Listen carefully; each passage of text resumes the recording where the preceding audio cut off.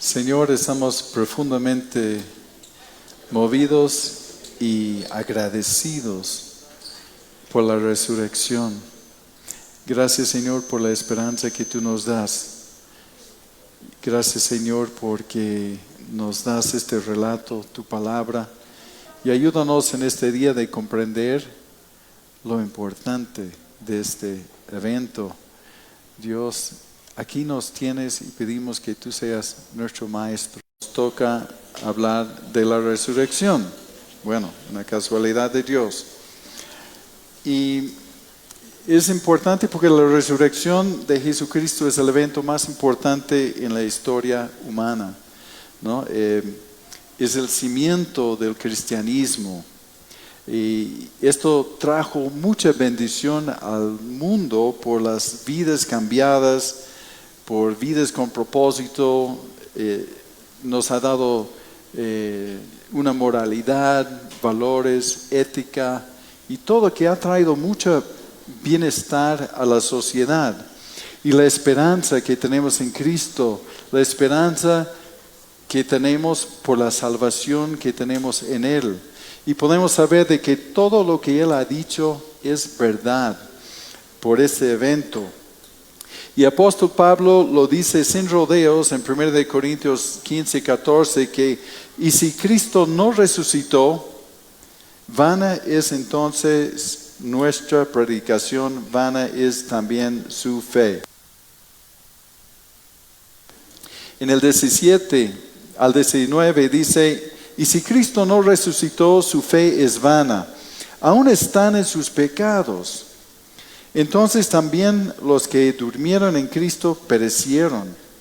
Si en esta vida solamente esperamos en Cristo, somos los más dignos de conmiseración de todos los hombres.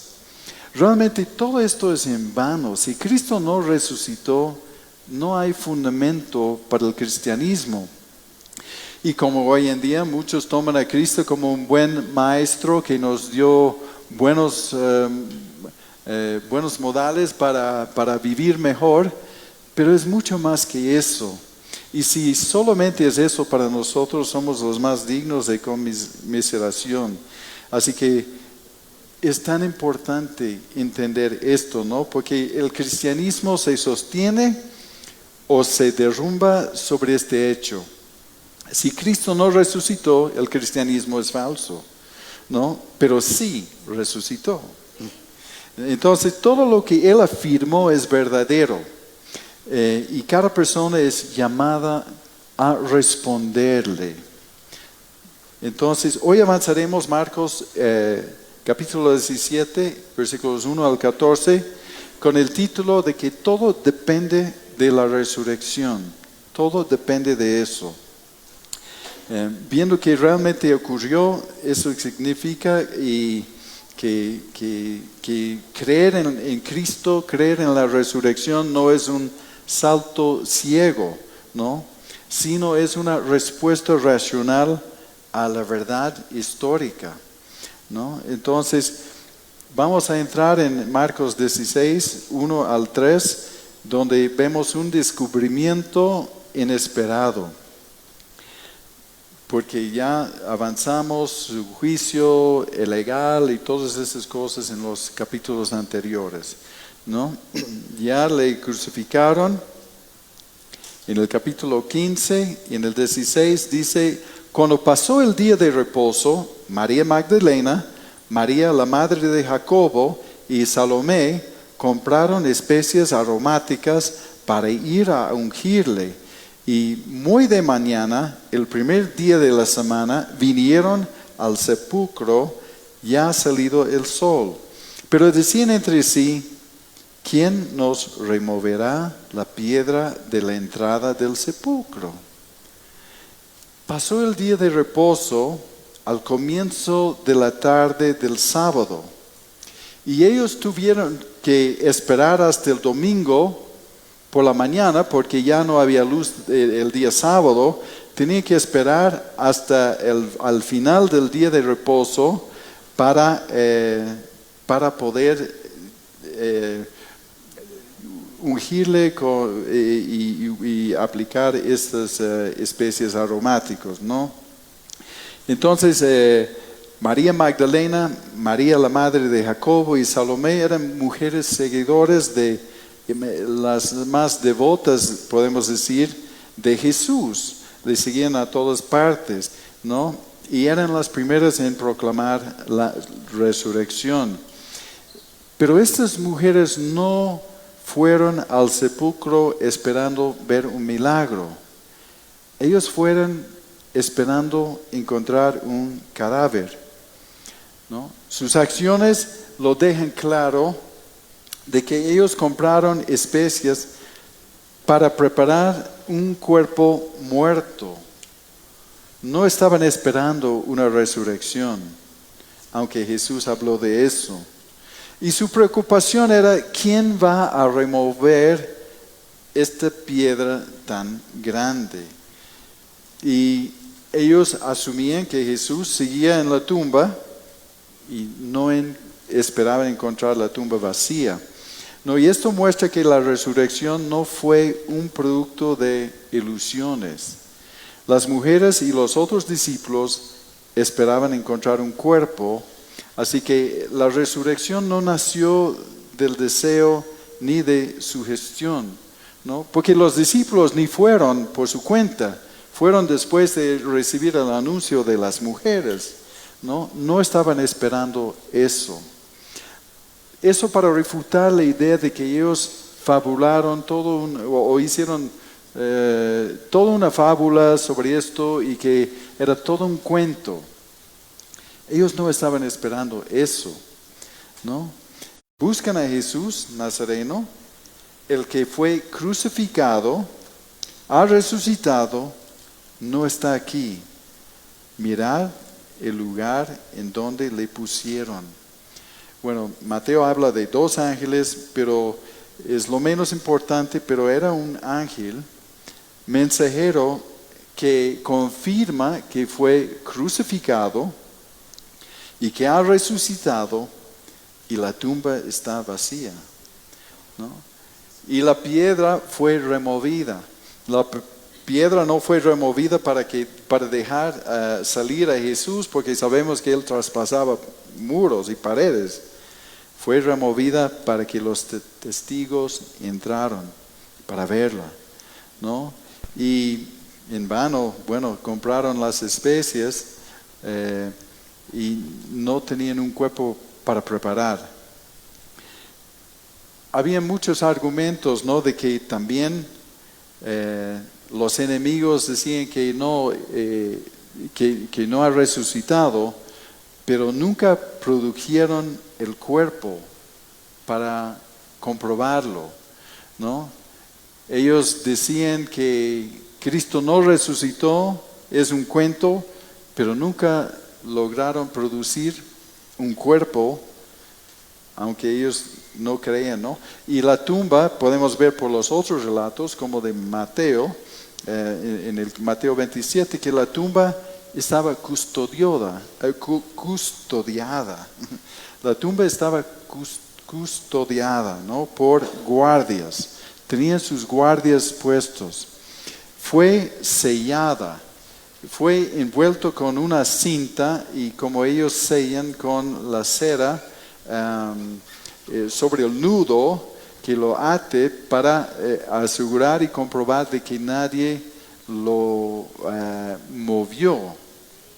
Entonces, habían estas pruebas y todavía salieron con el argumento de que fue robado. ¿Cómo alguien va a robar su cuerpo si fue custodiada su tumba, ¿no? Y fue sellada? Y Mateo nos da otro dato en Mateo 28:2 que dice que hubo un terremoto porque un ángel del Señor descendiendo del cielo y llegando removió la piedra y se sentó sobre ella. Y de miedo de él los guardas temblaron y se quedaron como muertos. Porque eso era la pregunta. ¿Cómo es que han visto removida la piedra y dónde estaban las guardias, ¿no? Los guardas. Y ahí dice que ellos estaban temblando de miedo y se quedaron como muertos, no sabían qué decir o hacer. Así que las mujeres entraron libremente.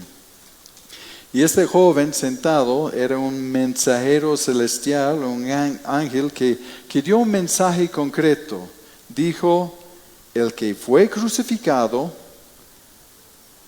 y en esto el que fue crucificado significa que verdaderamente murió por crucifixión. Realmente estaba muerto. Dice también en su mensaje, ha resucitado, ¿no? La muerte fue vencida, tal como Jesús dijo que sería vencida.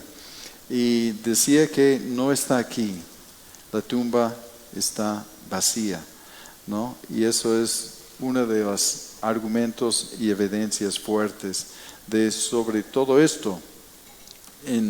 Habían resucitados durante el transcurso de toda la Biblia. Por ejemplo, la viuda, del hijo de la viuda que fue sanado por Elías, la hija de Jairo, Lázaro, y Jesús también ha sanado a otros, ¿no? Pero dice que, ellos fueron resucitados de la muerte, pero fueron resucitados en el mismo cuerpo para morir de nuevo. Así que la resurrección no es solamente el vivir de nuevo, es el vivir de nuevo en un cuerpo nuevo, apto para la vida eterna, ¿no? Cristo fue el primero en resucitar en un cuerpo nuevo, un cuerpo eterno, ¿no? Por eso Pablo más luego va a decir que Él fue las primicias de la resurrección, el primero, ¿no? Porque otros han sido levantados de la muerte, pero para morir de nuevo. Cristo fue el primero de ser resucitado en un cuerpo eterno. Y ellos tenían temor y temblor por todo este hecho. Y en Marcos 16:7 dice, pero vayan y digan a sus discípulos y a Pedro que Él va delante de ustedes a Galilea. Ahí le verán como les dijo. Y ellos se fueron huyendo del sepulcro porque les había tomado temblor y espanto. Ni decían nada a nadie porque tenían miedo. Claro que han transmitido, como dijo el ángel, el mensaje a los discípulos y a Pedro. Y lo que a mí me llama la atención es que aquí vemos la gracia de Dios. Uno, porque dijo Pedro, ¿se acuerda en su debilidad en Getsemaní? Le volvió a decir, Simón, ¿no has podido mantenerte despierto? Y era como una puñalada para Pedro de que Jesús le utilice su nombre antiguo. Pero aquí le está diciendo Pedro. Y habla de gracia y habla de restauración, ¿no? Porque y se ve todo el detalle de su restauración en Juan capítulo 21, donde Pedro es restaurado. Jesús no le regaña por su falta de fe y de negarle 3 veces, más bien le encomienda una misión diciendo que Él va a ser el pastor de sus ovejas. Entonces, es una historia muy lindo de ver la restauración del Señor. Y bueno, distinguió a Pedro porque Jesús tenía una esperanza especial, ¿no? Un perdón especial para él, una restauración especial para él, aquel que le negó. Y los discípulos lo mismo, decían que nosotros también iremos a morir contigo. Y los discípulos habían fallado también, pero no fueron descartados, ¿no? por gracia fueron restaurados. Y eso nos habla de un Dios de segundas oportunidades. Las veces que le hemos fallado, las veces que le hemos negado, Dios es un Dios de segundas oportunidades. Jesús dijo que les iba a encontrar en Galilea y lo hizo, ¿no? Lo hizo y cumplió lo prometido. Eso se ve en este relato, ¿no? Pero su fracaso no anuló su gracia y su llamado y su misión. Así que la resurrección es poder, es salvación, pero también es esperanza y restauración. Entonces, dice que las mujeres saliendo del sepulcro, corriendo, temblando y espantados. ¿Por qué? Porque la resurrección rompe todas las reglas y esquemas humanas, ¿no? Habrá sido algo impresionante y todavía no le habían visto, ¿no? Mas luego le va a ver. Pero y el 9 al 14 habla de los que le han visto, testigos oculares de Cristo resucitado, que dice en el 16:9, habiendo pues resucitado Jesús por la mañana, el primer día de la semana, apareció primeramente a María Magdalena, de quien había echado 7 demonios. Yendo allá, lo hizo saber a los que habían estado con él y estaban tristes y llorando. Ellos, cuando oyeron que vivía y que había sido visto por ella, no lo creyeron. No lo creyeron. Jesús dijo que iba a resucitar.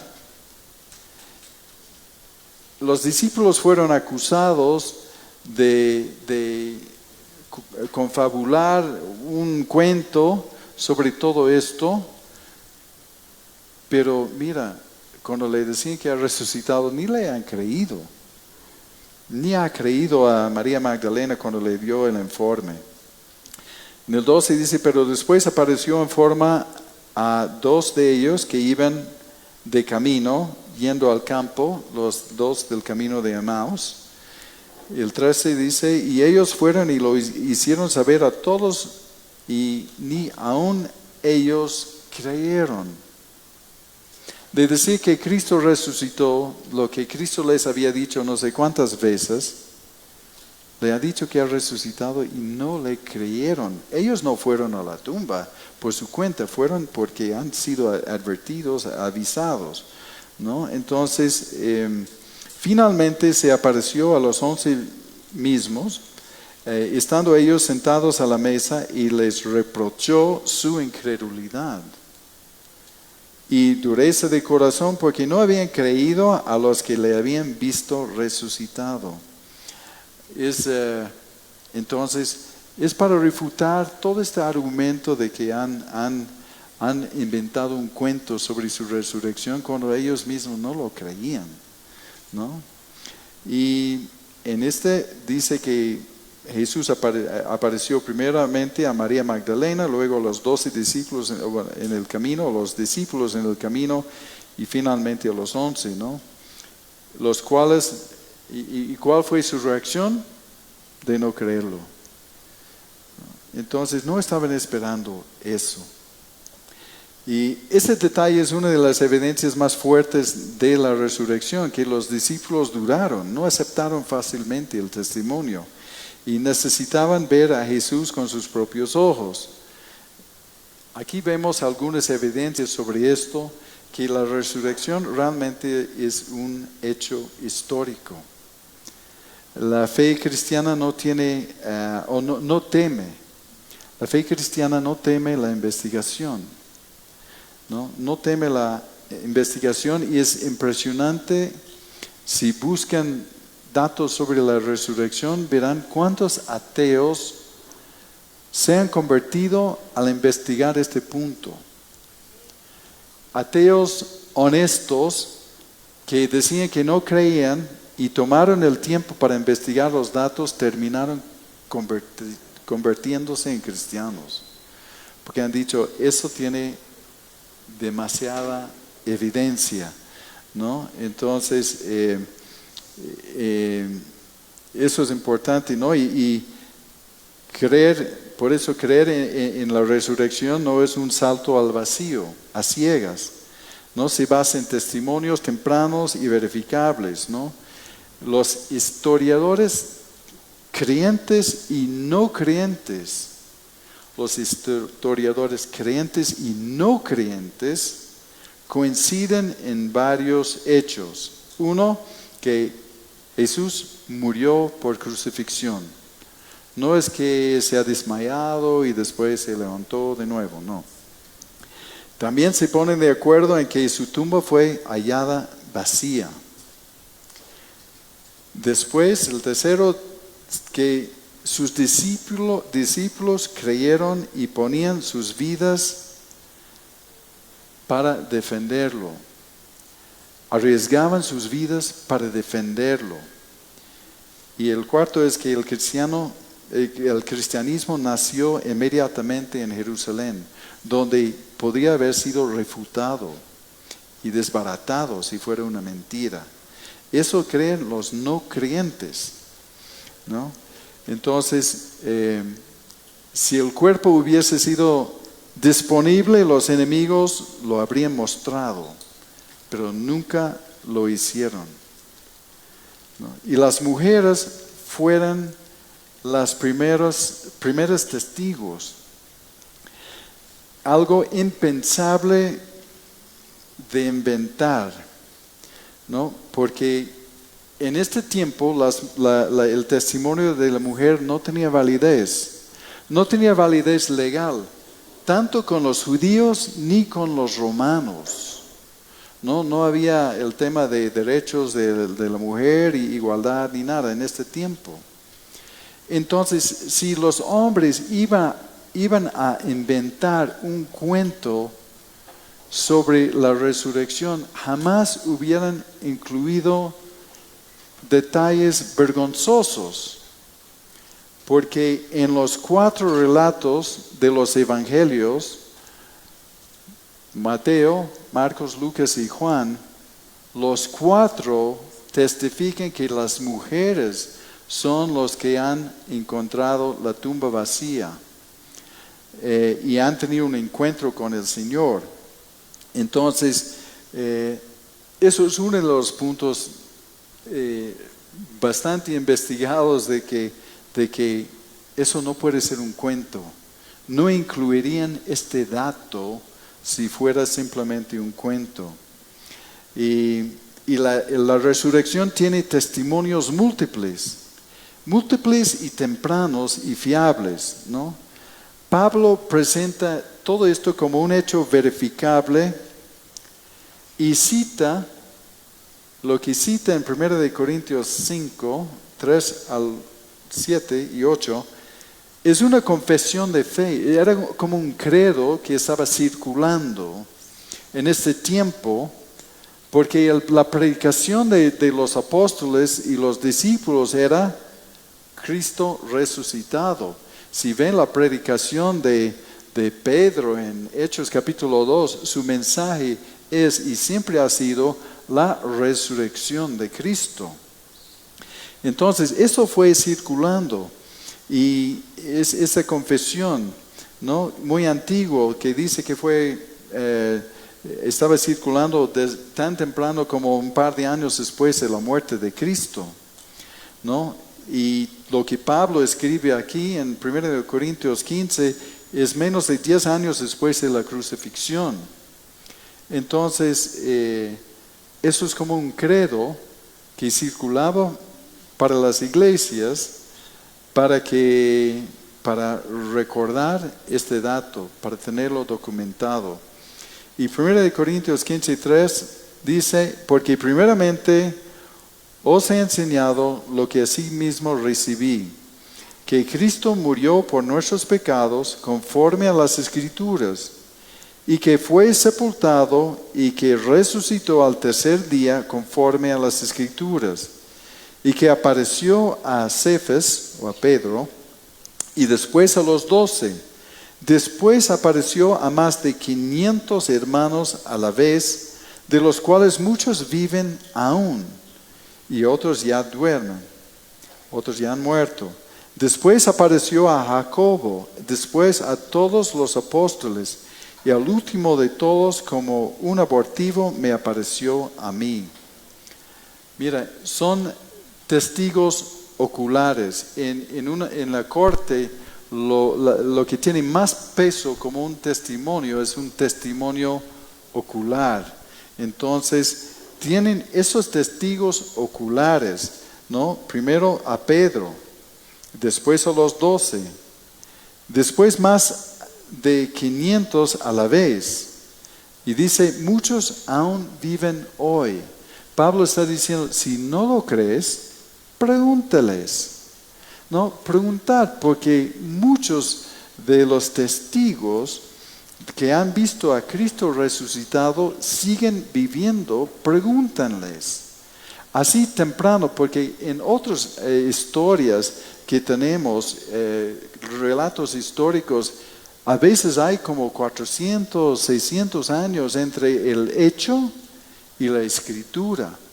Y aquí tenemos un hecho muy temprano. No hay tiempo para armar. Una leyenda requiere décadas y décadas para realmente tomar sus raíces. Pero aquí no. Es inmediato que tienen el testimonio de testigos oculares, ¿no? Más de 500 a la vez, que muchos aún viven, ¿no? Y Jacobo, ¿no? Después a todos los apóstoles y el último Pablo, ¿no? Una de las evidencias más fuertes aún para los no creyentes es la transformación de los discípulos, ¿no? Los hombres que huyeron por miedo se convirtieron en mártires. Y nadie muere voluntariamente por algo que sabe que es una mentira. Si sabes que es una mentira, si te llega el momento cuando te quieren matar por esta mentira, dices, bueno, no, inocentes, ¿no? Que no, era simplemente un cuento que he escuchado, ¿no? Lo negarían. Pero los hombres que huyeron por miedo se convirtieron en mártires. Nadie muere voluntariamente por algo que sabe que es una mentira. Algunos mueren por mentiras, pero creyendo la mentira, ¿no? Ellos no morirían por algo que fue fabricado, ¿no? Y ellos después dieron sus vidas proclamando el mensaje, todos menos Juan, que vivió a una buena edad. Pero no solamente los 11 o 12, multitudes, cientos y cientos y miles que han muerto por su fe en Cristo y no morirían por una mentira. Y ellos predicaban con valentía, y lo más notable es el testimonio de Pedro, que de Pedro, con todas sus debilidades, después de la resurrección y después de recibir el Espíritu Santo, se convirtió en otro, ¿no? El que negaba y se escondía de las autoridades es uno que enfrenta a las autoridades y les dice sus verdades, sus pecados en sus caras, ¿no? Entonces, todos estos se encontraron con Cristo resucitado y fueron cambiados radicalmente. Radicalmente, porque nadie moriría por algo que sabe que es una mentira. La conversión de Pablo, de Saulo de Tarsis, ¿no? Perseguidor de la iglesia, uno que quería eliminar, quería borrar el testimonio de Cristo, enemigo de Cristo y enemigo de su iglesia, perseguidor convertido en apóstol. Por una verdad, por un encuentro con Cristo resucitado, y al final terminó dando su vida por Él. Dio su vida por Él. Y Santiago, Jacobo Jacobo, el hermano, el medio hermano de Jesús, que escribió la carta de Santiago que tenemos en la Biblia, era un hermano incrédulo. Era un hermano incrédulo, pero se transformó en un líder de la iglesia, ¿no? Por la resurrección. Así que la conversión de Pablo y de Santiago son también evidencias claras, ¿no? Y ambos, los dos, atribuían su cambio a un encuentro real con Cristo resucitado. También vemos el origen del cristianismo. Había un surgimiento explosivo de la iglesia en Jerusalén, donde Jesús fue ejecutado, y eso solo puede ser explicado porque algo extraordinario ocurrió para cambiar la mentalidad de miles de personas en pocos días. Querían crucificarle, gritaban, crucifícanle. Pero ¿qué cambió sus mentes? Algo verificable, algo que ellos entendían. Había un surgimiento explosivo de la iglesia, pero ¿cuánto? 50 días después de su resurrección, Pentecostés. Comenzó con 3,000 convertidos, después 5,000, después miles se convirtieron en Jerusalén, lugar donde podían haber refutado y dicho que eso no es verdad. Pero la iglesia creció y la única explicación es que han visto. Y o han visto a Cristo resucitado o han conocido o escuchado el testimonio de testigos oculares, ¿no? Entonces, eso es otra evidencia, ¿no? ¿Y qué significa la resurrección? En Romanos 1:4 dice que Jesús fue declarado Hijo de Dios con poder, según el Espíritu de Santidad, por la resurrección de entre los muertos. Eso lo confirmó, eso no le hizo Hijo de Dios, eso le confirmó como Hijo de Dios, y eso es el mensaje que estamos viendo en Marcos, desde el primer versículo, la historia de Cristo, Jesucristo, el Hijo de Dios. Entonces, es una confirmación, fue declarado Hijo de Dios con poder según el Espíritu de Santidad por la resurrección de entre los muertos, ¿no? Y en eso la muerte fue derrotada. Pablo dijo que si no resucitó, seguimos en nuestros pecados. Pero esto confirma que el pago que él hizo por su sangre, por su sacrificio, el Cordero perfecto, fue un pago por el pecado que fue aceptado. Es una manera de ver que su sacrificio fue aceptado. Su resurrección confirmó que el pago del pecado fue completado. Y eso es una noticia muy buena para nosotros, porque como dijo Pablo, si no siguen sus pecados, no tienes ninguna esperanza, no tienes salvación. Y estás en serios problemas con Dios porque no puedes remediar ese asunto de tus pecados por tu cuenta, ¿no? Entonces, la resurrección de Cristo también, derrotó la muerte y fue el pago por el pecado. Y también la resurrección de Cristo garantiza la resurrección de los creyentes. Como dice Pablo, Cristo es la primicia. La primicia, y la primicia en sus fiestas de las primicias era la primera parte de la cosecha,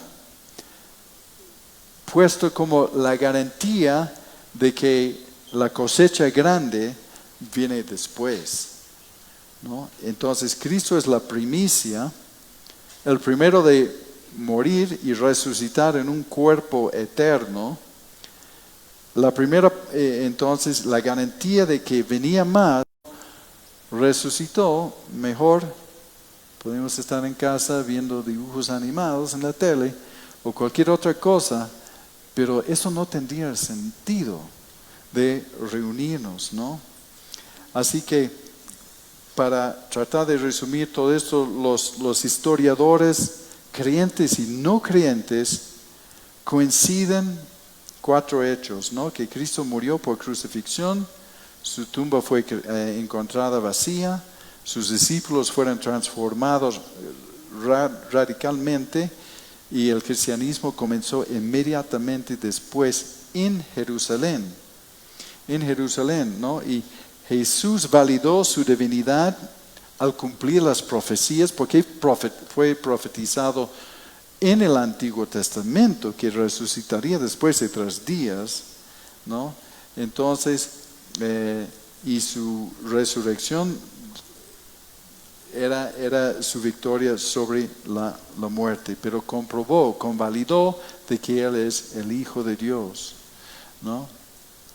Y también garantiza la resurrección futura nuestra, y esta resurrección ha transformado muchas vidas, ¿no? La resurrección es la certeza de que todo lo que Él ha dicho o fue profetizado sobre Él es verdadero, es razonable y es nuestra esperanza, ¿no? La resurrección da sentido a la vida, da propósito, da seguridad de la salvación y da esperanza, ¿no? En nuestro diario vivir. Es por eso la resurrección, la certeza de nuestra fe a pesar de la oposición en este mundo. Por eso podemos vivir sin miedo y sin desesperación, ¿no? Realmente podemos enfrentar la muerte con confianza, sabiendo de que todo lo que Él ha dicho es verdad, que Él fue y preparó un lugar para nosotros y estaremos con Él, y realmente nos hizo caminar en una vida nueva, ¿no? Jesús mismo dijo en Juan 11, 25 y 26, dice: yo soy la resurrección y la vida, el que cree en mí, aunque esté muerto, vivirá, y todo aquel que vive y cree en mí no morirá eternamente. Pero la pregunta es, ¿crees esto? ¿Crees esto? Porque la única manera de apropiar los beneficios de la resurrección es de creer esto. Porque si alguien no cree esto, eso no le sirve, ¿no? Eso simplemente es una información. Entonces, ¿crees esto? No conoces a Cristo, no estás escuchando este mensaje por casualidad. Si Cristo resucitó, entonces Él es el Señor y te llama al arrepentimiento de creer y confiar en Él, ¿no? Por eso siempre, si alguien escucha esto por las redes o aquí presente, ¿no? Que nadie aquí presente o que escuche este mensaje quiera sin resolver el asunto de su salvación hoy. Es disponible. ¿No han visto aún con Pedro, sus apóstoles que le han negado, han mostrado mucha debilidad y todo lo demás, y al final le abandonó? Pero Dios es un Dios de segundas oportunidades. Así que la verdad de Dios es presentada hoy y hay una oportunidad de responderle. Jesús dijo en Juan 14:6, yo soy el camino, la verdad y la vida. Nadie llega al Padre sino por mí. Y Romanos 10:9 dice que si confesares con tu boca que Jesucristo es el Señor y creeres en tu corazón que Dios le levantó de los muertos, serás salvo. Si crees que Dios le levantó de los muertos, entonces aquí hay un llamado y una invitación para ser salvo, ¿no? Cristo no solo murió por nosotros, resucitó para nosotros, Él vive, y porque Él vive, nosotros tenemos esperanza. Y por eso es es importante de tomarle en serio, de responderle, porque si uno quiere investigar evidencias, hay mucho más. Solamente he dado un vistazo, pero hay mucha más evidencia, y los que investigaron esto honestamente se convierten a Cristo, porque es muy claro, ¿no? Entonces, si no conoces a Cristo o a alguien que está escuchando, hoy, dice la palabra, es el día de salvación, el día de la salvación. Y uno tiene que solamente reconocer su condición de pecador delante de Él. Arrepentirse, que significa un giro de 180 grados del camino del pecado, de dar la vuelta. Y reconocer de que no hay remedio humano, no hay forma para el ser humano de poder resolver su problema de condenación por su pecado delante de Dios. No tiene con qué pagar, no tiene ninguna manera de borrar su condena, pero Cristo vino para morir en la cruz, resucitar y darnos una salida, siendo el Cordero perfecto, el sacrificio perfecto y aceptable de Dios. Él tomó nuestro lugar. No quiere decir que me arrepiento y vuelvo como un ángel y perfecto. Dios es un Dios de segundas oportunidades, pero uno tiene que acercarse con fe, creyendo que Él es el Señor, Él resucitó y Él tiene el derecho de ordenar y mandar este mundo, y Él tiene el derecho de ordenar y dar las reglas de la vida y ser el camino para la salvación. No hay otra forma. Así que vamos a orar y después vamos a participar de la Santa Cena. Así que nos ponemos de pie, vamos a orar y meditar sobre eso, investigarlo, ¿no? Investígalo. Señor, queremos darte las gracias por tu amor, por tu bondad, tu misericordia. Gracias, Señor, porque tú has hecho el sacrificio perfecto por nosotros. Vivimos agradecidos, Señor. Celebremos este día de tu resurrección. Celebremos tu resurrección todos los días. Pero de verdad es una celebración de saber que tú has vencido la muerte, y has vencido la muerte por nosotros también. Dios, gracias por la esperanza. Gracias porque esta verdad ha cambiado las vidas y el mundo entero, por las culturas y poblaciones que han aceptado tu gobierno en sus vidas, Señor.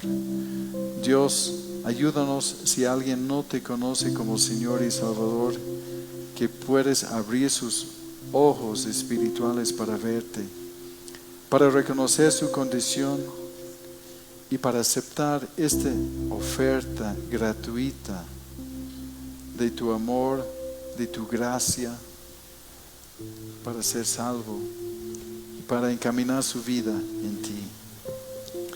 Queremos darte las gracias, Señor, que nadie salga de este lugar sin conocerte. Y Dios, queremos participar en esta Santa Cena reconociendo tu sangre derramado por nosotros, que pagó nuestro rescate, que nos ha redimido, que ha pagado nuestras deudas y que legalmente podemos declararnos justos delante de Dios por lo que tú has hecho. Ayúdanos, Señor. Ayúdanos, Señor, a conocerte. Gracias, Señor.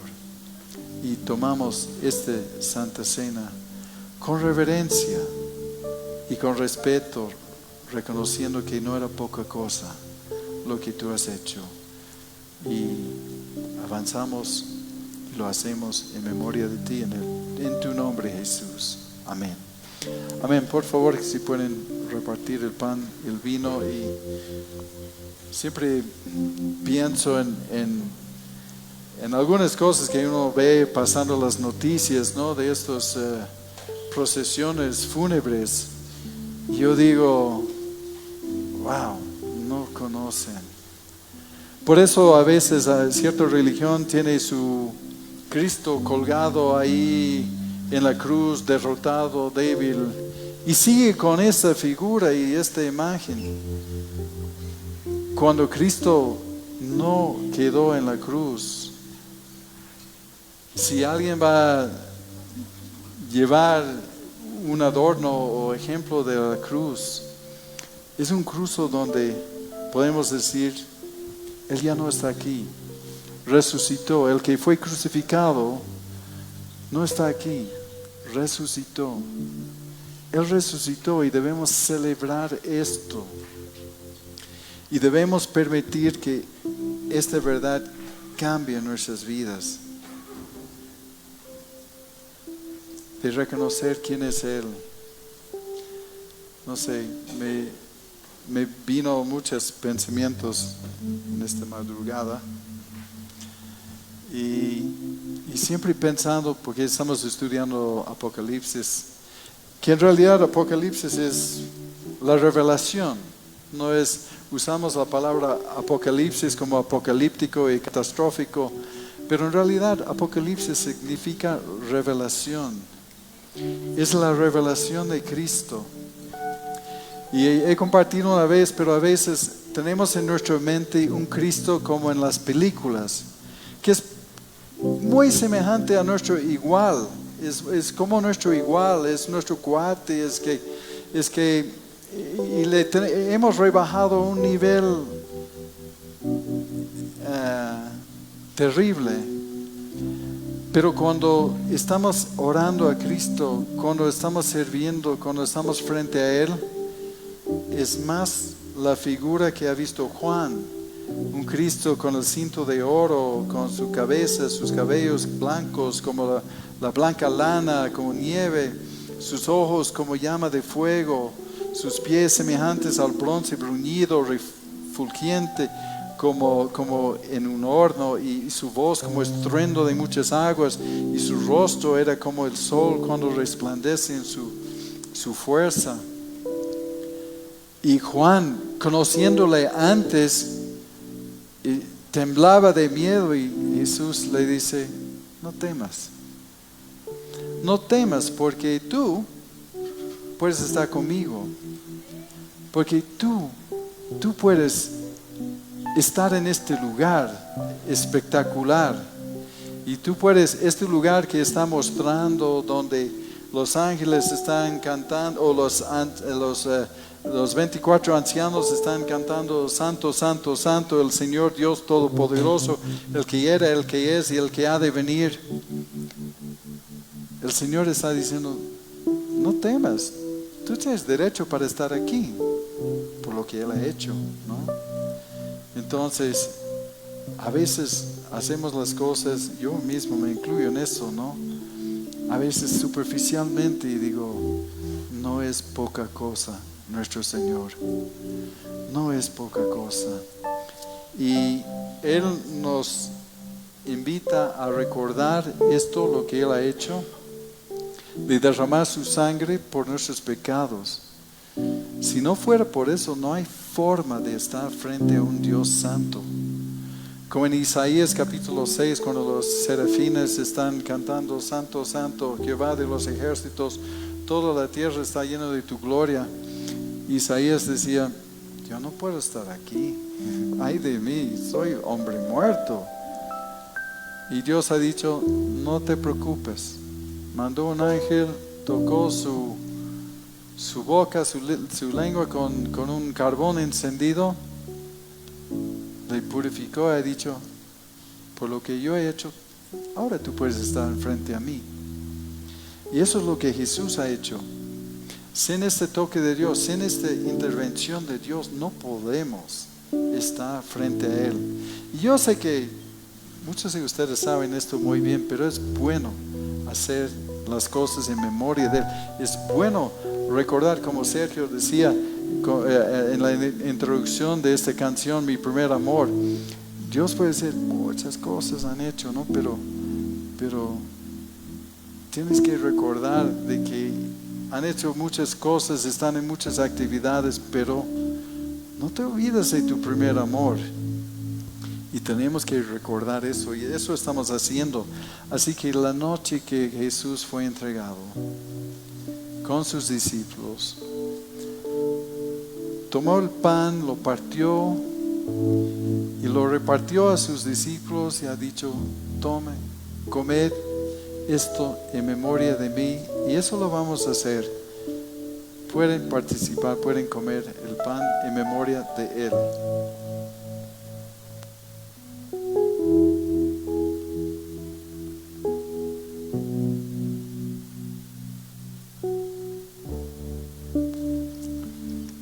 Y después de haber comido, ha tomado la copa y ha dicho, tomad este fruto de la vid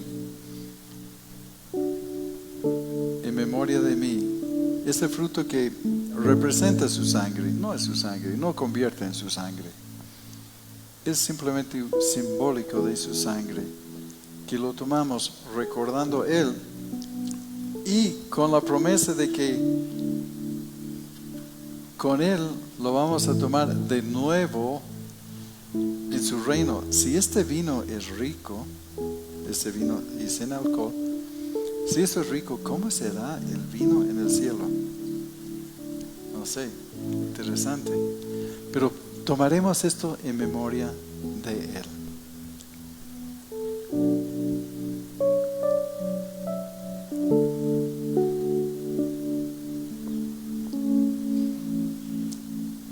Y después de eso cantaron.